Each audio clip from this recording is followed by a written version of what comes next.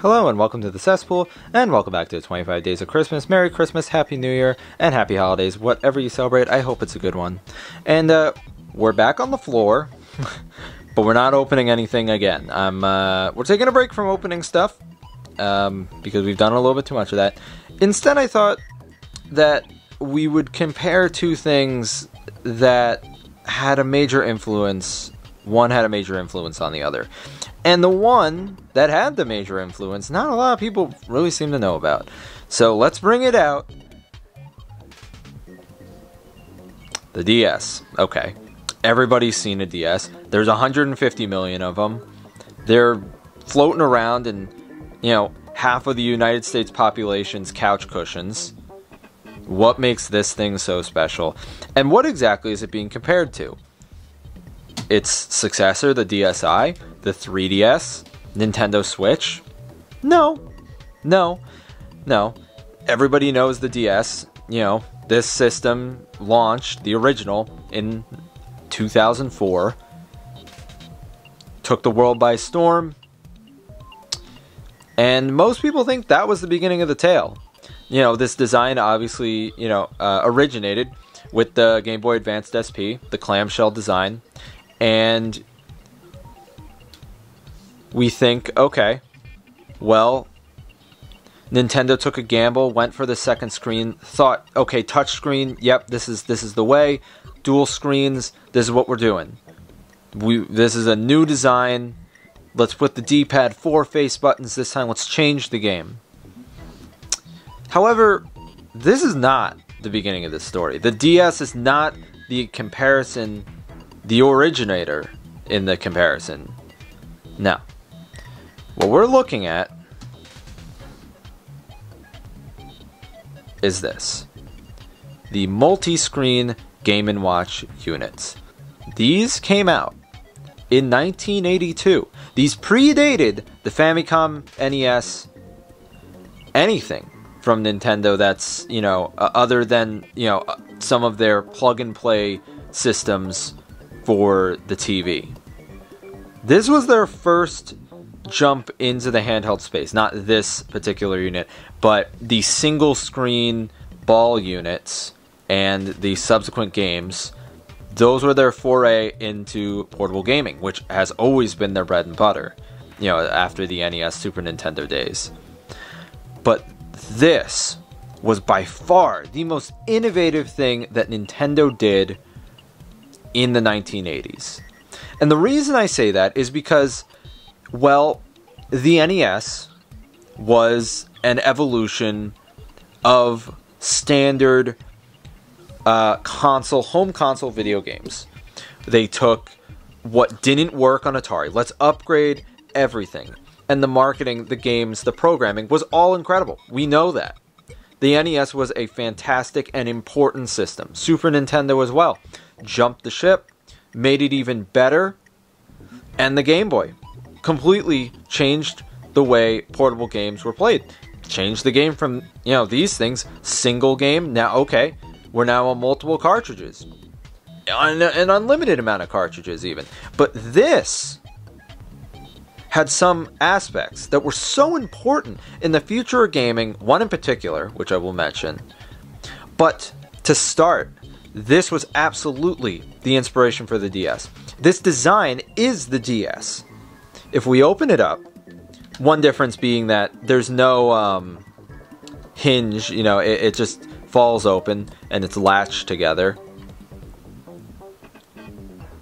But here we go. It's a DS.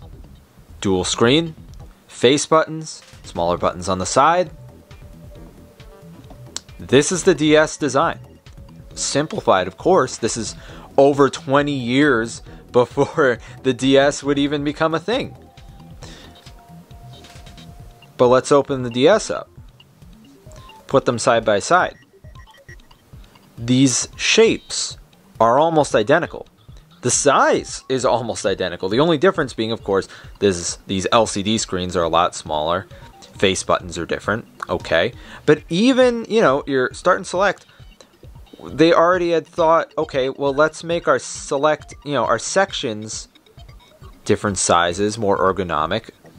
Now, these pinball units, of course, just had left and right for the left and right bumpers, the pinball game, but they were all different. You know, they were like arcade games. They all had different designs and control schemes for the different games. Now, the one that's the most important out of all of them was the June 1982 release of Game & Watch Donkey Kong. Now, why is that special? Because not only was it a dual screen unit, okay, it was the introduction to the D-pad. By far the biggest change in video game controller history was the introduction of the D-pad.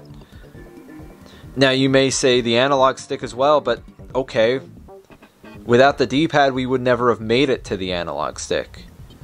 And when this Game & Watch unit, not this one, but these Game & Watch units introduced that changed the game. And if we were to compare a Donkey Kong multi-screen unit to a DS, the differences would shrink dramatically. We would have a D-pad over here, face buttons over here, the start and select for the different game modes and settings over here. The only difference is, the screens are obviously not nearly advanced. Different colors, can only play one game compared to cartridges, but all of that stuff is just technology. Nintendo realized what they had here. They realized that this design was something special. And they also knew that they didn't have the technology. We were not ready technologically for this design to make the leap and become a truly successful system. They knew what they had to prioritize first. Let's take away the innovative design and let's focus on what would work. And of course, that being interchangeable cartridges. Game Boy. We took that, okay, we took it as far as we could. We could even introduce the same clamshell design that we had in these. Let's put it in the Game Boy. Let's see if it works. They got it to work. And then, once they had perfected every aspect that would become the DS, they went back to this Game & Watch design from the early 1980s. And they were like, okay, let's take everything that we've learned, let's put it into one system. And of course, what they got with the original DS was really freaking ugly looking, but then they refined it, and we got this. And that was a perfect concoction. It took 20 years, but they were able to make this original dual screen design work for modern audiences. It was innovative, it was different, and it was so far removed from these early Game & Watch systems that, as far as consumers were aware, this was a brand new game-changing design.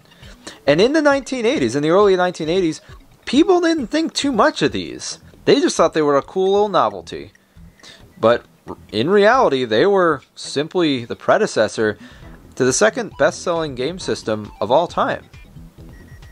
So I'd like to thank everybody so much for watching. Just a little food for thought. See where Nintendo started and where they came from and where they got to. So if you're watching these in order, I will see you tomorrow. If not, I don't know when the next video will be, but I'll see you guys then.